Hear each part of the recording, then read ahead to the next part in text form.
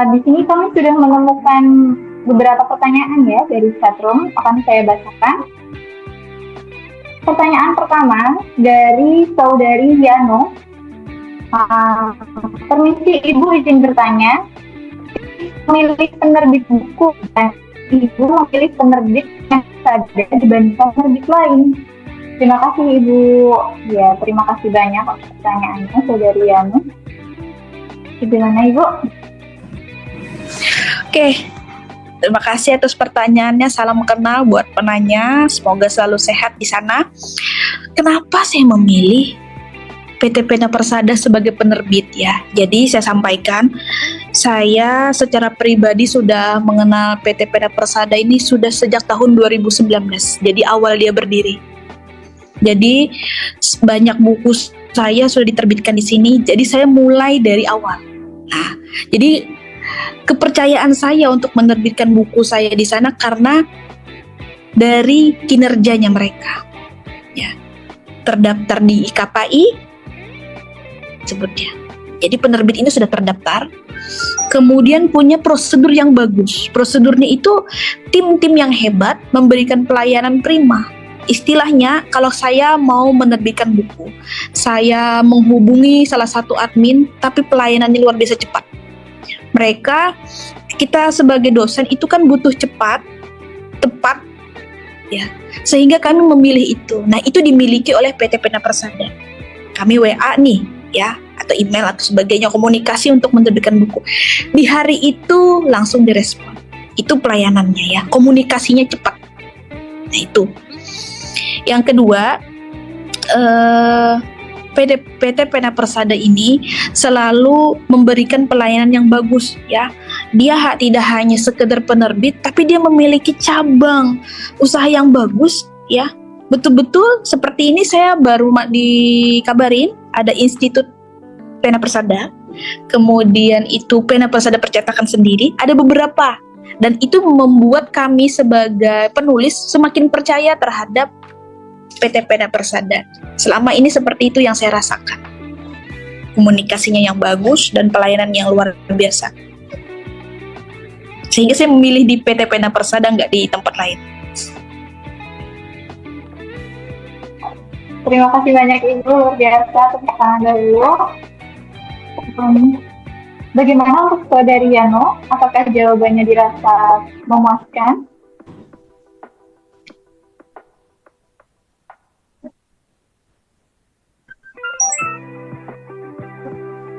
Oh, baik. Sudah mendapat balasan dari saudari Yano. Siap Ibu, terima kasih. Oke. Untuk pertanyaan selanjutnya dari saudara Herianto. Saya bacakan. Maaf masih sambil nonton, tidak bisa on cam. Tidak apa-apa Bapak Herianto, semoga lancar pekerjaannya.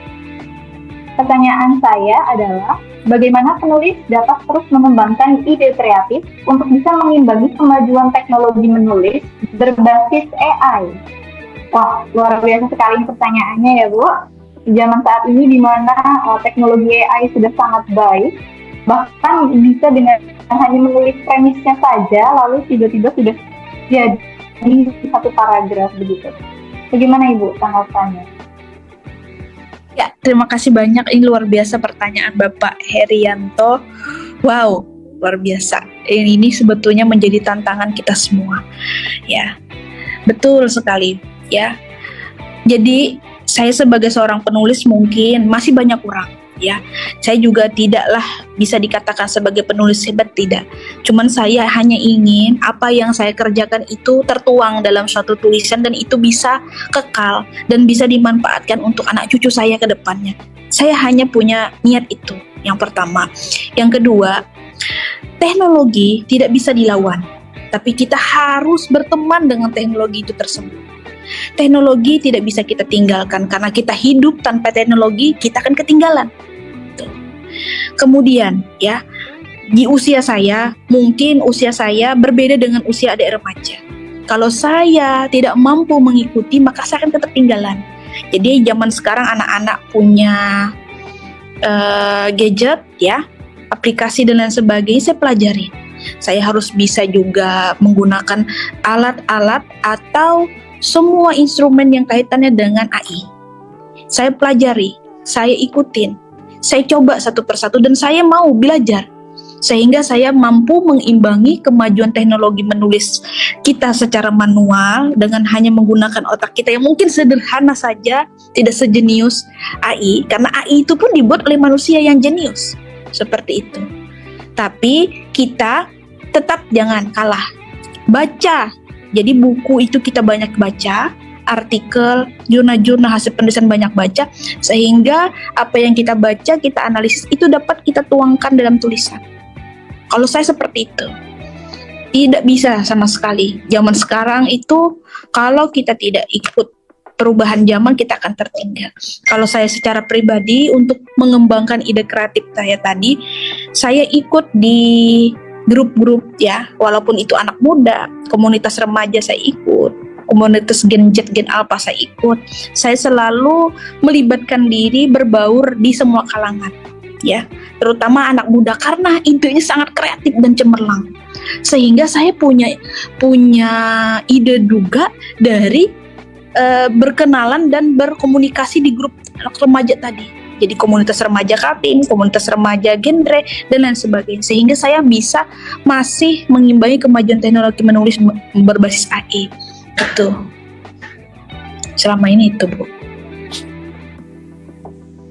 Baik, luar biasa sekali, Bu. Ini ada respon dari Bapak Heri yang datang. Keren. Terima kasih, sangat inspiratif, Bu, dengan memiliki grup-grup belajar. Iya, luar biasa sekali. Saya juga merasa, untuk bisa terus bersaing di dunia saat ini, gitu ya, Bu.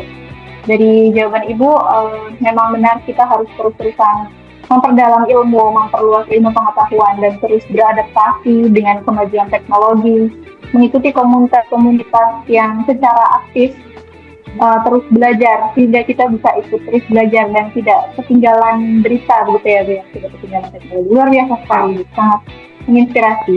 Tepuk tangan untuk jawabannya dari Ibu Siti saya. Saya ajukan sekali lagi, apakah ada dari para peserta yang ingin mengajukan pertanyaan?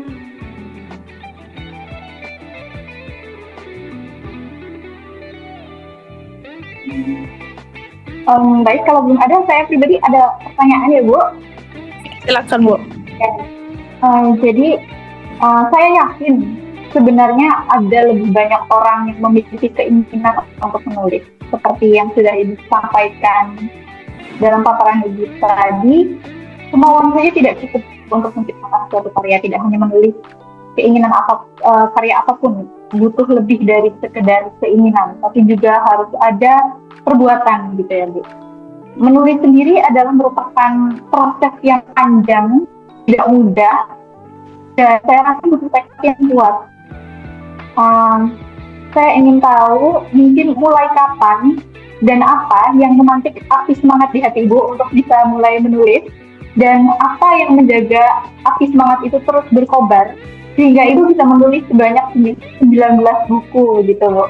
Kalau menurut saya itu luar biasa, dan itu yang kebanyakan tidak orang punyai, begitu. Ya, terima kasih banyak, Bu. Sebetulnya menulis itu dijadikan hobi. Ya, awalnya menulis hobi. Terkait tulisan saya bagus atau tidak, buruk atau tidak kualitasnya, kan saya tidak tahu waktu itu.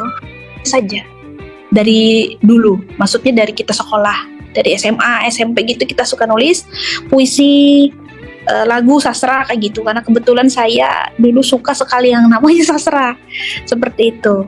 Nah, kualitas tulisan kan saya tidak bisa tahu dan ukur. Nah, kemudian karena kebetulan rezekinya juga saya jadi dosen, alhamdulillah gitu ya.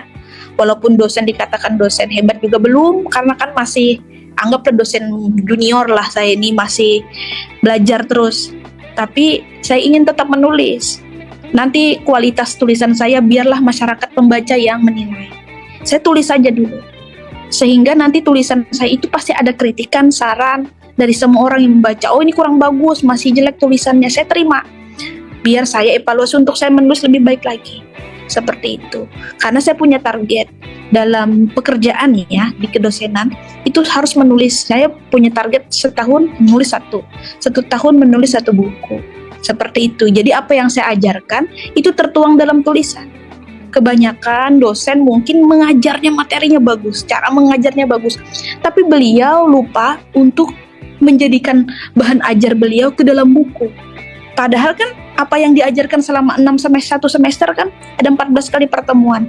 14 kali pertemuan itu ditulis di dalam buku, kan jadi satu buku. Nah itu udah dapat poin untuk kita. Tapi kalau dia mengajar sebagus apapun, PPT-nya luar biasa, menerangkannya sangat bagus, tapi tidak ditulis dalam bentuk buku dan tidak menemukan penerbit untuk diterbitkan di buku, ya tidak akan jadi satu buku. Itu untuk dalam kedosenan. Tapi kalau untuk siswa atau mahasiswa, tidak salah untuk menulis. Kalian punya karya akhir atau laporan praktek di lapangan habis magang, itu bisa dijadikan buku. Karya mahasiswa bersama dosennya. Jadi tidak rugi, tidak hanya sekedar laporan yang dikumpul ke dosen, kemudian ditumpuk, dimasukin ke dalam perpustakaan. Tapi laporan kegiatan KKN, itu bisa jadi buku. Buku kelompok berapa, namanya berapa orang pun, 10 orang pun kan bisa ditulis. Jadi seperti itu saya untuk mengingatkan ke siswa atau mahasiswa saya. Setiap ada yang magang, anak SMK kesehatan magang di kampus kami, saya juga gitu. Laporan ini sayang kalau tidak kamu bukukan, di SBN kan saja, disusun sebaik-baik mungkin sehingga itu layak dikatakan buku dan diterbitkan. Biasa seperti itu, Bu. Itu. Tapi kalau untuk semangat menulis, semangat sekali. Saya juga mungkin karena dengan menulis saya merasa saya bisa awet muda terus. Dengan menulis dan membaca, saya mungkin bisa terus seperti ya muda terus saja kayaknya gitu, walaupun sudah berumur. Semangatnya itu aja.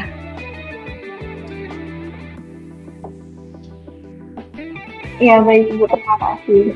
Luar biasa sekali jawabannya, mengingatkan saya dengan ada kata-kata dari seorang komikus Jepang, Bu, yang pernah mengatakan bahwa bakat bisa disalahkan oleh kerja keras, namun orang yang bekerja keras bisa disalahkan dengan orang yang menikmati pekerjaan.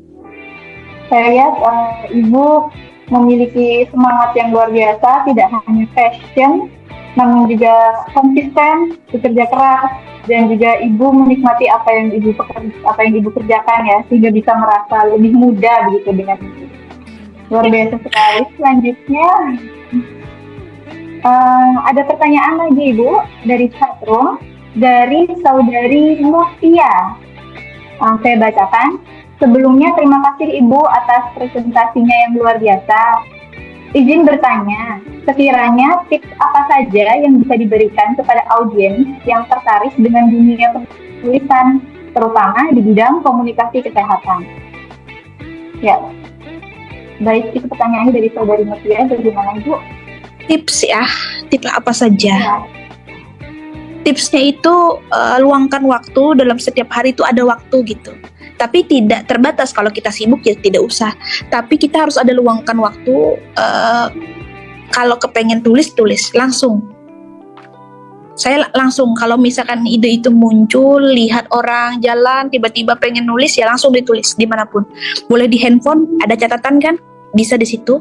Kemudian kalau saya biasanya di tab, terus di tab. Kalau nggak di laptop atau kertas silakan. Itu dia apa yang ada saat itu kita pikirkan, tulis. Karena kalau kita nanti akan lupa. Kalaupun tidak nyambung antara bagian pertama ke bagian 2 ke bagian 3 nggak nyambung, nggak masalah dulu. Yang penting ide itu muncul langsung ditulis. Itu yang pertama. Mulai dari kalau mahasiswa ya, kalau Mutiani mahasiswa ya, mulai dari mengerjakan tugas dari dosen itu sesungguh-sungguhnya. Diliterasi dengan baik ya.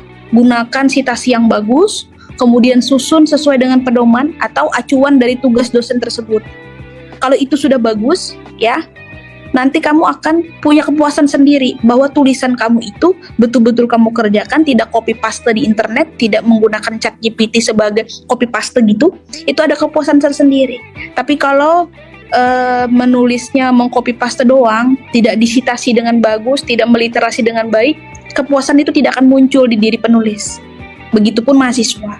Makanya di mahasiswa itu kejujuran nomor 1. Buruk tulisannya tapi dia kerjakan sendiri. Dia belum bisa mensitasi, dia belum bisa menggunakan aplikasi Mendeley, daftar pustaka dan lain sebagainya, nggak apa-apa. Tapi tulis dulu dengan tulisan sejelek-jeleknya. Nanti dia akan kalau bisa ada kepuasan tersendiri dan itu memotivasi adik terus-terusan untuk bisa menulis. Kalau kenapa di bidang komunikasi kesehatan, ya, komunikasi itu ilmu yang tertua di dunia. Seseorang bisa akan sukses kalau dia mempunyai komunikasi yang baik. Ya, seseorang yang mampu berkomunikasi 5 bahasa lebih hebat daripada orang yang mampu berkomunikasi 1 bahasa. Ya, komunikasi itu tidak hanya bahasa, tapi ada bahasa tubuh, komunikasi terapeutik dan lain sebagainya. Jadi banyak komunikasi yang harus dipelajari, khususnya di bidang kesehatan. Obat terbaik adalah komunikasi yang baik. Kadang-kadang saya menolong persalinan, dia bilang tidak sakit. Kenapa tidak sakit? Sugestinya saya mainkan. Ibu sehat, ibu tidak merasa sakit karena saya yang nolong.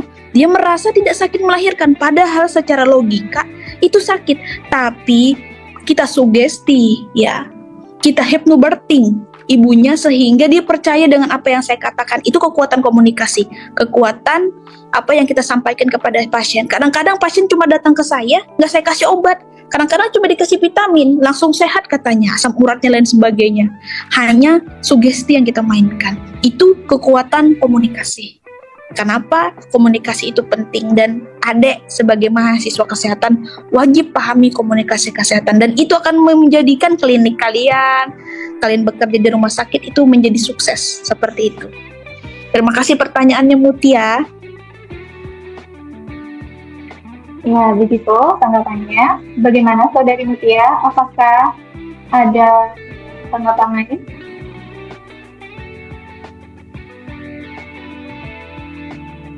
Cukup Ibu, terima kasih atas pertanyaannya, jawabannya.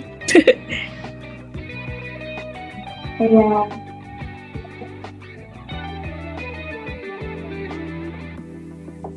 Untuk selanjutnya ada pertanyaan lagi Ibu di chatroom, saya bacakan. Pertanyaannya dari Saudara Miftah Faiz. Izin bertanya Ibu, bagaimana cara Ibu mengatasi tantangan saat menulis? Apakah Ibu memiliki kebiasaan atau rutinitas khusus saat menulis? Ya, terima kasih. Mungkin masih berkaitan dengan pertanyaan sebelumnya Ibu. Iya, betul. Ada kaitannya. Jadi memang kalau mengatasi tantangannya, apalagi misal udah kerja sebagai seorang istri juga, ibu, banyak kerjaan dan sebagainya, memang ada tantangannya. Tapi selama ada niat, itu pasti bisa. Dalam sehari itu harus baca. Dalam 1 hari itu kita harus ada baca. Kalau pekerjaan saya sebagai dosen, otomatis baca setiap hari. Ya, kalau dia bukan dosen, kalau dia misalkan bukan dari dosen atau guru, ya, upayakan membaca setiap hari. Baca dulu. Ya, koran kah dibaca tiap pagi, biar otak kita nggak mengkerut gitu. Jadi kita harus baca, harus ada membaca dalam setiap hari. Kemudian kalau memang niat mau menulis, ya, langsung saat itu juga, saat ini juga. Jadi kebiasaan secara khusus yang dimaksud mungkin saya kalau bahasa kitanya nggak ada apa namanya ya, nggak ada khusus, langsung aja kalau memang ada kesempatan ya kita tulis. Cuman kita punya satu buku, kalau dulu sebelum tab kan, sekarang tab ya, tablet gimana-mana bawa bisa langsung. Sekarang kan enak itu. Kalau dulu ya kertas lah, saya dulu tulis dulu 1 minggu. Kemudian 1 minggu ini sibuk saya misalkan kegiatan di luar kota, nggak bisa kesentuh, lanjut lagi. Tapi kalau misal terputus, itu kadang-kadang ya memulainya lagi agak berat. Tapi harus semangat lagi, ayo selesaikan cepat. Ada target. Jadi saya ada target. Misalkan saya sudah punya judul buku ini, bahannya sudah pokok bahasannya ada 10 yang saya inginkan. Jadi saya punya target. Target itu harus terpenuhi. Jadi di dinding kamar atau misalkan kerja saya itu udah ada target penyelesaian buku sekian. Target ini harus ada targetnya. Sehingga kita memenuhi target tersebut. Target yang kita tetapkan di diri kita sendiri, semampu diri kita. Gitu.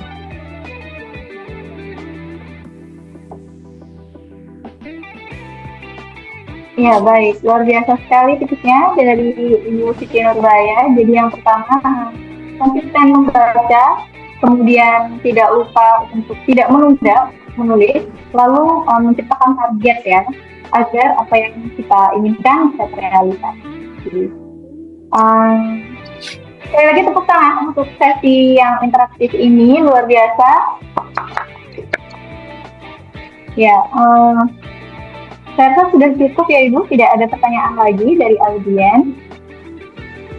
Ya, terima kasih kepada para peserta yang telah mengajukan pertanyaan. Sesi tanya jawab ini cukup menarik dan penuh wawasan. Sekarang kita akan memasuki bagian yang cukup tidak kalah penting ya, yaitu insight dan tips dari Ibu Siti Nurbaya sebagai seorang penulis berpengalaman. Tentu saja Ibu Siti Nurbaya memiliki banyak tips dan kiat yang bermanfaat bagi kita, baik yang sudah mulai menulis maupun pembaca yang ingin lebih memahami dunia kepenulisan. Mungkin ada insight yang bisa disampaikan kepada kita. Bagaimana Ibu?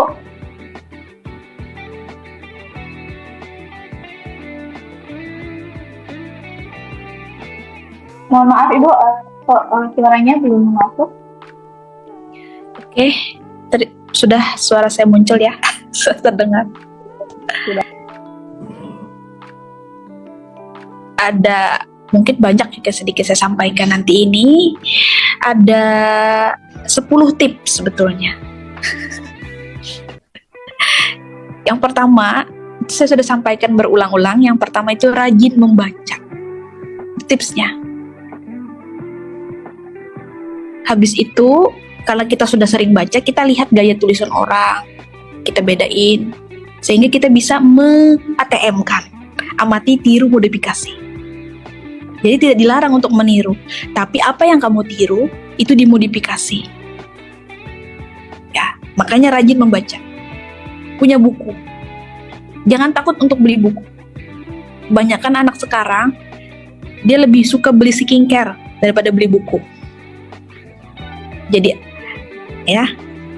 jangan pernah takut beli buku, dibaca, beli dengan penghasilan sendiri atau uang sendiri dan dibaca sampai tuntas, itu ada kepuasan tersendiri. Tapi kalau orang yang tidak pernah mencoba itu, dia tidak akan menemukan kepuasan dari membaca. Tuh, dimulai dari membaca. Yang kedua, latihan menulis. Ya, kalau misalkan latihan menulisnya di media sosial silahkan, tapi tulislah sesuatu yang bagus di media sosial. Jangan curhat tentang perselingkuhan, tentang KDRT, ya, jangan. Tapi tulis sesuatu yang produktif dan bagus. Makanya boleh menulis dimanapun, di blog, ya, di media sosial panjang kali lebar, tapi nggak bermanfaat, nggak berfaedah, ya usah, jangan bikin malu, jangan menjatuhkan diri kalian. Padahal dengan menulis itu dapat mengangkat martabat kalian setinggi-tingginya. Tapi kalau kalian menulis dengan memperburuk keadaan, berarti Anda bukan salah sasaran. Jangan sampai seperti itu. Kemudian yang ketiga, harus menerima kritik dan saran. Nggak boleh kita harus nerima, dikatakan jelek ya diterima, dikoreksi. Jeleknya di mana? Karena tidak mudah untuk menerima masukan. Saya sendiri awal-awal nggak terima saya dikatakan begini, jelek tulisannya. Manusiawi, tapi coba. Dia mengatakan salahnya di mana, kita koreksi. Tapi yang dia koreksi misalnya tidak terdapat di kita, ya udah nggak apa-apa. Kita tetap fokus memperbaiki diri. Yang berikutnya itu konsisten sama sabar.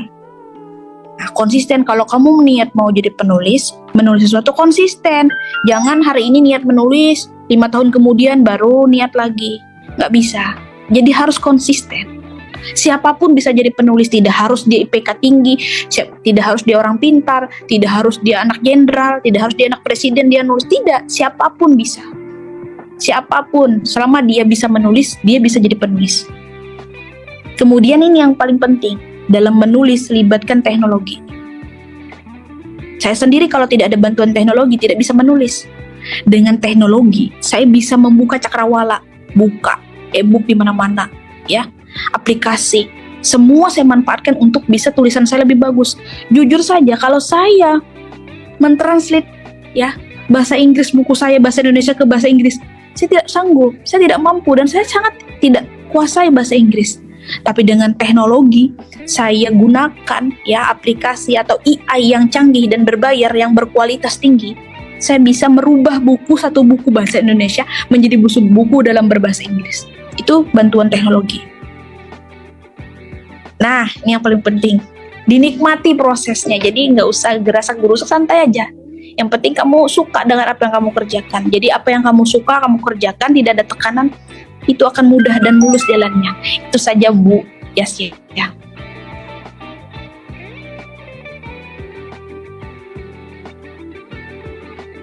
Baik, terima kasih banyak Ibu Siti Nurbaya. Tepuk tangan untuk narasumber kita hari ini, luar biasa sekali. 10 tips ya, sangat berguna dan sangat menginspirasi. Saya yakin banyak dari audiens yang lebih mendapat gambaran, lebih terinspirasi setelah mendengarkan pemaparan dari Ibu. Sebelum kita akhiri acara hari ini, saya ingatkan sekali lagi, izin mengingatkan sekali lagi untuk mengisi link daftar hadir bagi yang belum mengisi, yang tertera di chatroom ya. Kemudian izinkan saya untuk mengucapkan terima kasih kepada seluruh hadirin yang telah bergabung, serta pihak penyelenggara PT Penatal Sada yang telah membuat acara ini dapat terlaksana dengan baik. Kami berharap acara ini memberikan manfaat dan membuka peluang untuk kita semua agar kita bisa terus berkembang dalam dunia literasi. Terima kasih telah menyaksikan acara talk show kami.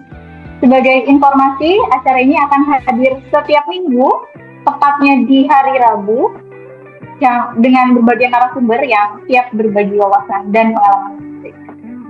Jangan lewatkan kesempatan untuk terus mengikuti perbincangan seru bersama kami.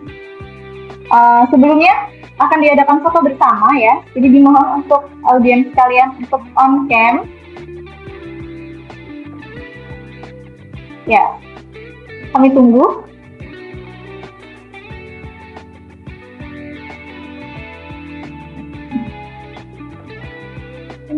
Ya, kami tunggu ya.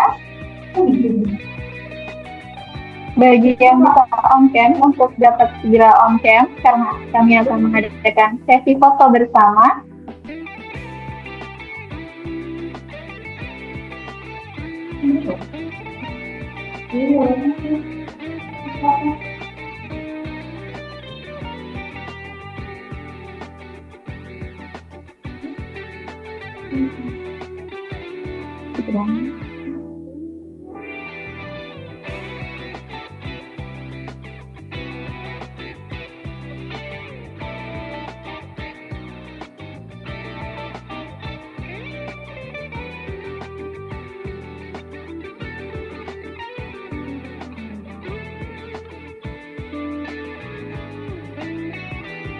Oke, sudah cukup banyak ya yang oke.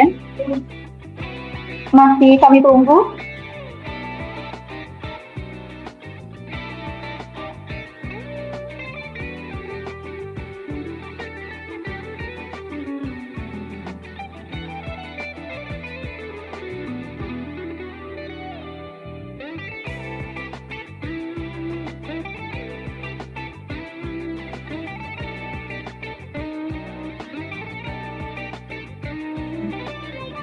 Oke, baik, senyum yang lebar agar terlihat ya di kamera.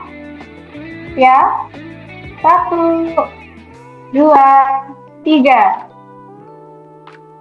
Oke, ganti gaya ya. Siap.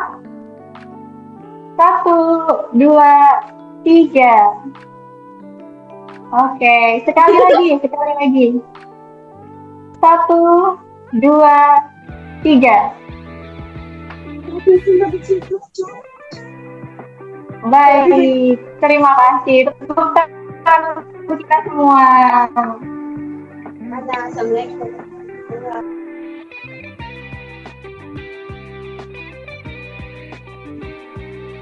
Ya, luar biasa sekali audiens kita. Terima kasih. Terima kasih izin Lip. Oh iya, terima kasih banyak Ibu.